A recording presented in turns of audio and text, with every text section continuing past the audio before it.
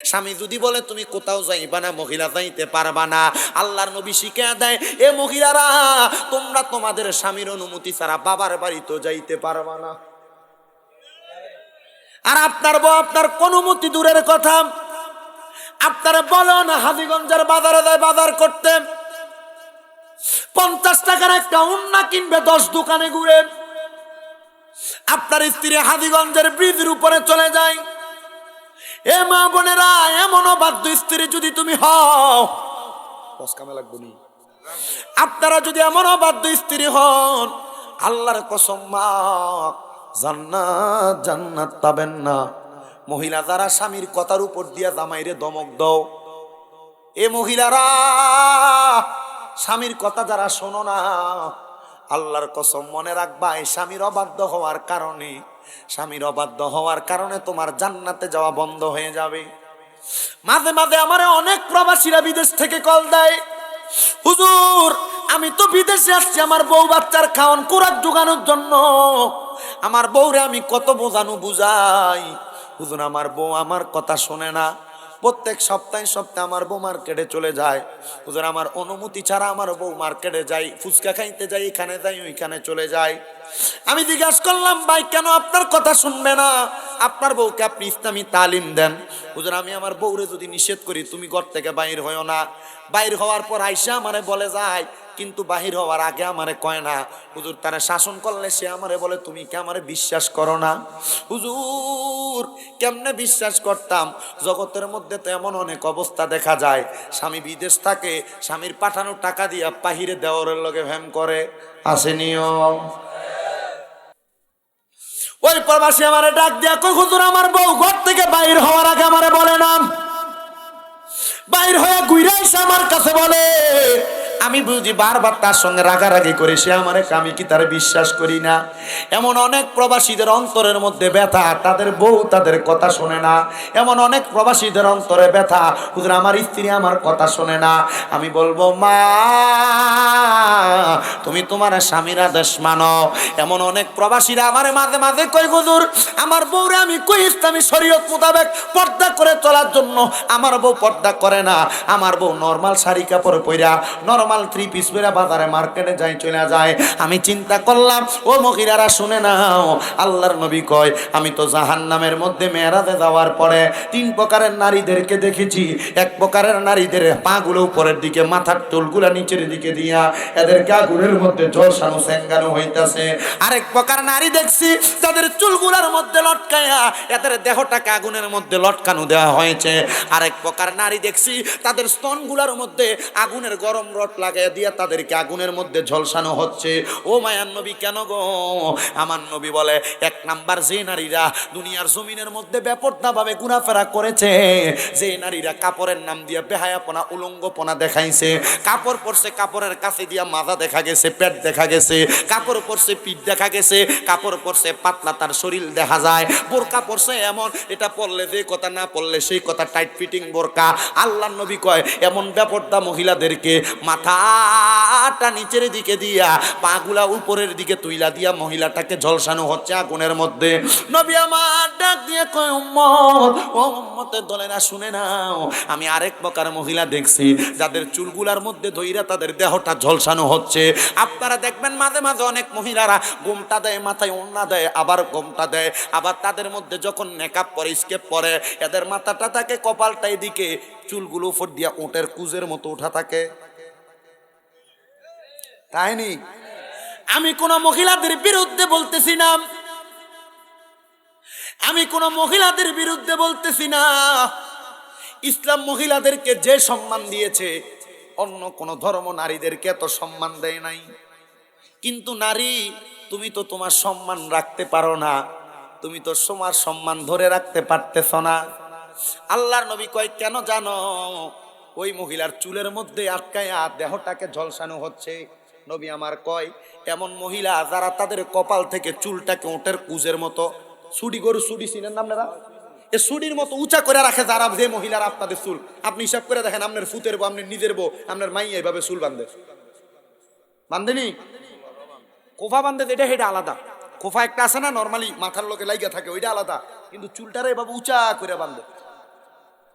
আল্লাহর নবী ডাক দিয়া কয়, ওই মহিলা জাহান্নামী, যে মহিলার মাথার চুলটাকে সে ওটের কুজের মতো করে বাঁধে, ওচা করে বাঁধে।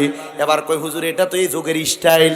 আমি কইলাম স্টাইল কবরের ভিতরে ফিরতে ফিরতে বানাইবো স্টাইল। তিন প্রকারের নারী, যে মহিলাদের স্তনের মধ্যে আগুনের গরম রড লাগিয়ে দিয়ে পুরানো হবে। নবীজি তারা কারা? আল্লাহর নবী ডাক দিয়া কই, উম্মত যারা পোশাক পরছে তবুও উলঙ্গ। পোশাক পরছে নবী তারা কারা? আল্লাহর নবী কয়, এরা পোশাক পরছে, এদের দেহের অংশ দেখা গেছে। মাঝে মাঝে দেখবেন কাপড় পরে রাস্তা দিয়ে আইটা যায়, এদের মাথার অংশ পেটের অংশ দেখা যায়। হুজুর আপনি দেখছেন কেমনে? আমরা দেখতাম চাই না, রাস্তা দিয়ে আনার সময় সামনে পড়ে। কথা কন না কেন? এমনি পরেনি বোরকা। জামা পোশাক পরে, পোশাকের উপর দিয়ে তার দেহের গঠন বোঝা যায়। কথা বল না কেন? আপনার বউ, আপনার মাইয়া, আপনার নিজের স্ত্রী, মা, বোন এগুলা করতেছে। এই কথা বলেন না কেন? মকিমাবাদ এলাকার মা বোন যারা শুনছেন শুনেন, যদি জাহান্নামে না যাইতে চান এখন থেকে আপনার শরীরের পোশাক আপনার দেহে লাগান। আম্মাজান খাদিজাতুল কুবরা আমার নবীর ওসিয়ত করছে, ইয়া রাসূলুল্লাহ আমি যদি মারা যাই আপনি আমাকে রাত্রের বেলা দাফন করবেন। বলে কেন? ইয়া রাসূলুল্লাহ আমি মারা যাওয়ার পর যদি কোনো মানুষ আমার কাফন দেখে বুঝে যে আমার দেহের গঠনটা এটা ছিল, যেন এটা না বুঝতে পারে, এই জন্য আপনি আমার রাতের বেলা দাফন করবেন। কি বুঝছেন আপনি? আপনি আপনার বউরি নিয়ে কাপল ব্লক করেন, কাপল ব্লক। ফেসবুকের ভিতরে কাপল ব্লক নামক ছড়াছড়ি।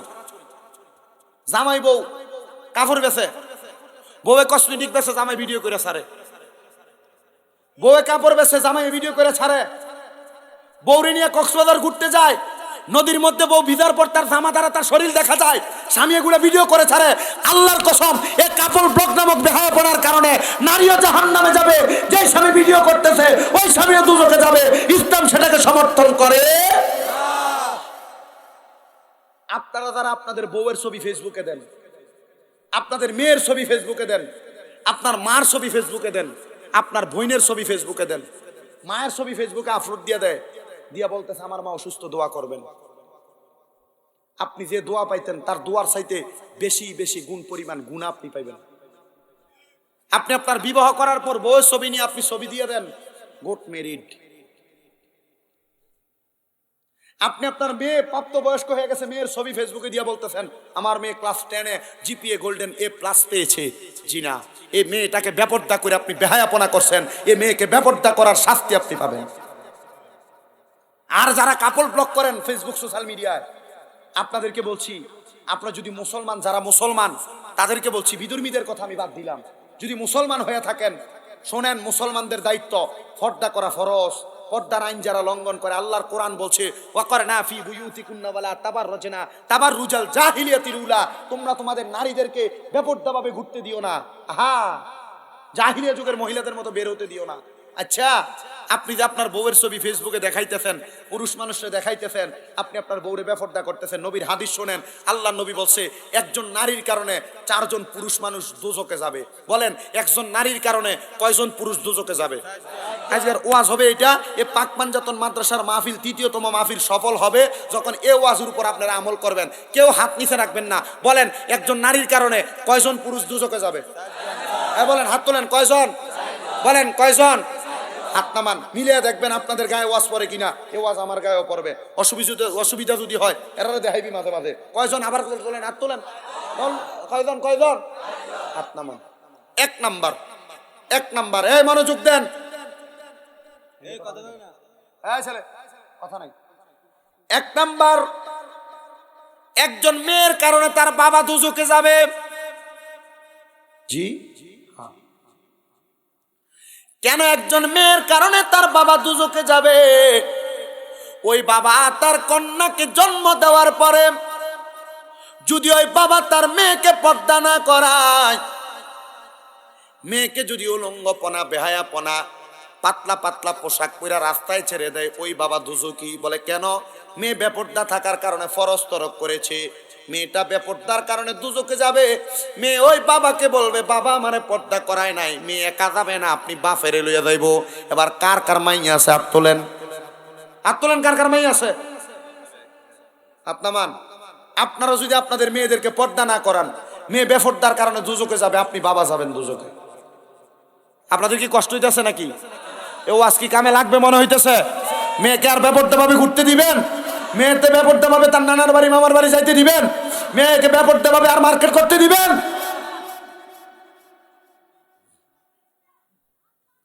আল্লাহর নবী বলেন, 2 নাম্বার, আপনাদের যাদের বোন আছে আপনারা আবার চিন্তা করে দেখেন। নবী আমার বলে, কোন ভাই যদি তার বোনকে পর্দা না করায়, ভাই সাহেব, কোন ভাই যদি তার বোনকে পর্দা না করায়, বেপর্দা চলার কারণে ওই বোন দোজখের মধ্যে যাবে। ওই বোন একা যাবে না, বলবে আল্লাহ আমার ভাই তো জানতো আমার ভাই আমারে পর্দা করায় নাই, এজন্য বলবে তুমি তোমার ভাইকে নিয়ে দোজখে যাও। আপনাদের যাদের বোন আছে, আপনারা যদি পর্দা না করান তাহলে আপনারাও দোজখে যাবেন। আপনি আপনার বোনের দেন, আপনার বন্ধুরে চা নাস্তা দেওয়ানের লেগে। বোন লাগতো না, ভাইয়া ভাইয়া থাক, হেতারা দাঁড়ায় থাক, তারা দাঁড়ায় থাকলে অসুবিধা নেই, সাইডে দিয়ে দাঁড়াইলে অসুবিধা। হ্যাঁ থাক, আনা তো ভাইয়া বেলা হেতেরে ধরান কেন? এ হেতে ভাই আপনি উঠে গেছেন, আপনার বন্ধুরার অবজেকশন আইয়েন থাক না। আমি তো বুঝছি উনি ভালো কাজ করতে গেছে, খারাপ কি না, ভালো লোক না খারাপ লোক এটা আপনারা বেলা, আপনারা তো আর আমি বেলা জানি না।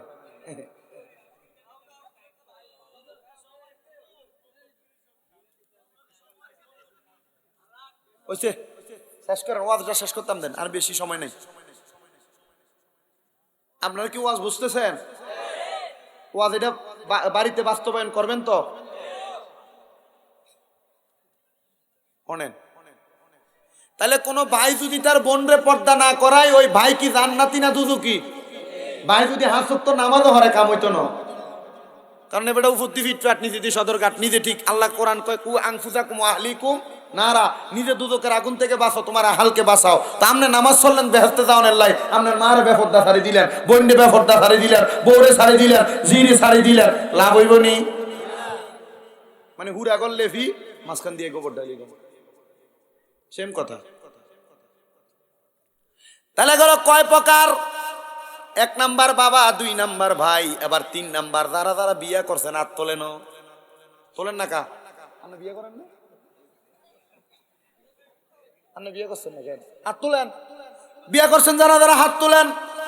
এবার একটা তো একটা করছেন কেন? হ্যাঁ 2টা কই নয়, যা করছে বিয়ে একটার উপরে করলে অসুবিধা নেই, হাত নামান। এও আব্বা আল্লাহর রাস্তায় মনে কষ্ট নিয়েন না, আপনার ভাইয়ের মতো। আল্লাহর নবী বলেন, কোন স্বামী বিবাহ করার পরে, ভাই সাহেব কেন বলছি বউরে ফেসবুকে ছবি দিয়েন না, বউরে দেন আপনি আপনার ভাইয়েরে ভাত বাইরে দিত। আল্লাহর নবী, বউর জামাইর ভাই বউয়ের কি হয়? দেওয়ার হয়, দেওয়ার কোন কি হয়? আইয়া নেওয়া জেনে লাগতেছে রে, এই এই কেমন টুফিওয়ালা কথা কইও না আব্বা, এই রবিউল্লাহ মোবাইলটা খগরে ঢুকা, তুই শয়তান বড়। হেতে হুরে শয়তান পরিচালনা করে, আপনি আই হেতে চিনি না। সাবধান, তুই হুঙ্গামি করিস না। আজকে টুপি আনছে না এতে। আচ্ছা একটু শেষ করেন, ওয়াজটা শেষ করতাম দেন। আল্লাহর নবী বলে, যারা বিবাহ করেছে ওই স্বামী যদি তার স্ত্রীকে পর্দা না করায়, এই স্বামীরা মনোযোগ, এই স্বামী যদি তার স্ত্রীকে পর্দা না করায়, স্ত্রীকে বেপর্দা ছেড়ে দেয়, নবী বলে বেপর্দার কারণে তার স্ত্রী দোজখে যাবে। স্ত্রী দোজখে গেলে একা যাবে না, ওই স্ত্রী বলবে আমার স্বামী আমারে পর্দা করায় নাই, এজন্য আমার স্বামী আমার সঙ্গে দোজখে যাবে। নবী কই, কোন স্বামী যদি তার স্ত্রীকে পর্দা না করায় রে, ওই মহিলার সঙ্গে তার স্বামীও দোজখে যাবে। জামাইয়ের এবার সিদ্ধান্ত আমনের, আপনি কি আপনার বউরে পর্দা করাইবেন না বেপর্দা ছাড়া? কেমন পর্দা করাইতাম? আপনারা যারা ভাবিরা শুনছেন মনোযোগ দেন। আপনারা যারা এখানে শুনছেন, যারা আপনার বউরে বলেন আপনার ছোট ভাইকে ভাত বেড়ে দেওয়ার জন্য, নবীজির হাদিস বলে, আপনি বলতেছেন কি হইব ছোট ভাইয়ের সামনে গেলে, কিন্তু নবীজি বলতেছে একটা দেবর তার ভাবির জন্য কালসাপের মতো। কিসের মতো? বিষাক্ত সার্ফের মতো। আল্লাহর নবী কয় একটা দেবর তার ভাবির জন্য মৃত্যু সমতুল্য। সাপ কামড় দিলে যেমন মানুষ মারা যায়, একটা ভাবি যদি দেবরের সামনে যায় ওই মহিলার জান্নাত পর্যন্ত হারাম হয়ে যাওয়ার সম্ভাবনা আছে। আপনি কেমনে বললেন আপনার বউরে আপনার ছোট ভাইরে ভাত পেরে দেওয়ার জন্য? বলে হুজুর কি হইব আমার ছোট ভাইয়ের মতো? জি না, এটা কোনো ছোট ভাইয়ের মতো না। ছোট ভাইয়ের মতো হইলো সে আপনার জন্য গায়রে মাহরাম। গায়রে মাহরাম মানে সে আপনার জন্য হারাম ব্যক্তি, আমরা সামনে আসতে পারবে। আর মহিলারা দেবরের সাথে, দেবররা বাবির লোকে ছবি আপলোড দেয় ফেসবুকে। কি তাকো?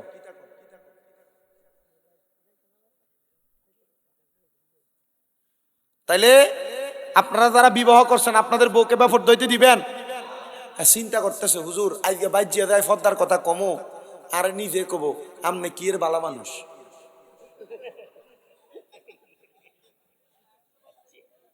ঠিক আছে নি, ব্যবস্থা করে দিতাম আছি, রাহেন। এবার আসেন এখানে আমরা যারা আছি আমরা কোনো না কোনো মায়ের সন্তান, ঠিক নেই? আল্লাহর নবী রহমাতুল লিল আলামিন নবী বলে উম্মত রে, এই উম্মত, কোন সন্তান যদি তার মারে পর্দা না করায়, কোন সন্তান যদি তার মারে পর্দা না করায়, ওই সন্তান মারে বেপর্দা চালানোর কারণে ওই মা দুজকে যাবে। ওই মা একা যাবে না, ওই মা তার সন্তানরে নিয়ে দুজকে যাবে। আপনাদের যাদের মা আছে, আপনার মাদেরকে দেখেন রাস্তার ভিতরে পুরুষদের সাথে কথা বলে। আপনার মা আপনার চাচা জেডার সাথে দাঁড়ায় দাঁড়ায় কথা কয়, কয় না? এমন বাসুর কি হইব, বড় ভাইয়ের মতো বাপের মতো। জি না, হারাম। বলেন কি? বলেন কি? এবার সিদ্ধান্ত আপনার। আপনি আপনার বউরে দিয়া বাচ্চার স্কুলে পাঠান না মারে দিয়ে পাঠান? বউরে বেড়াই দেখলে যেমন গুণ হইব, মারে বেড়াই দেখলে এমন গুণ হইব। ঠিক আছে নি? কথা কি বুঝতে পারছেন? কথা মানবেন কি মানবেন না এটা আপনার দায়িত্ব, বলে দেওয়ার দায়িত্ব আমার। আমি যদি আপনাকে উচিত কথা, হক কথা, কোরআন সুন্নাহর কথা না বলি, আল্লাহর রসুল এবং আল্লাহ তাআলার রহম ফেরেশতারা আমার জিহ্বা কাটবে। এবার শুনেন মুসলমান, নবীর উম্মতের দল বলতে পারেন হুজুর আমার বউরে কত পর্দা করার কথা বলি, আমার মেয়েকে কত পর্দা করার কথা বলি, আমার মাকে আমার বোনকে কত পর্দা করার কথা বলি, তারা তো আমার কথা শোনে না। আরে স্বামী, তোমার বউ তোমার কথা শুনবে কেমনে? তুমি তো তোমার বউয়ের উপযুক্ত স্বামী না।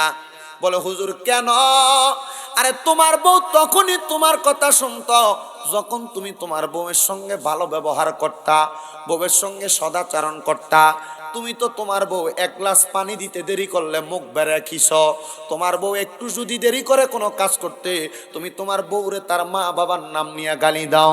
ও যুবক ভাই, ও মুরব্বী বাবাজিরা, ও এলাকার স্বামীর দলেরা, আপনারা যারা বিবাহ করেছেন আল্লাহর নবীর হাদিসের দিকে তাকানোর লক্ষ্য করেন। আমি আপনাদের উদ্দেশ্যে হেদায়েতের বাণী পৌঁছে দেই।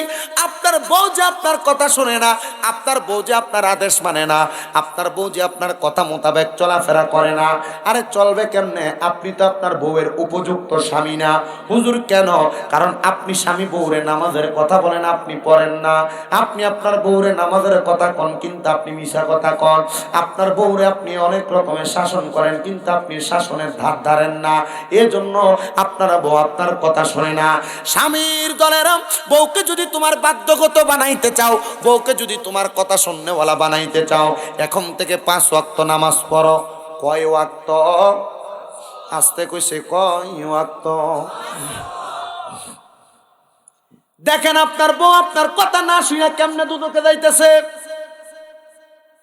আপনি 5 ওয়াক্ত নামাজ পড়লেন,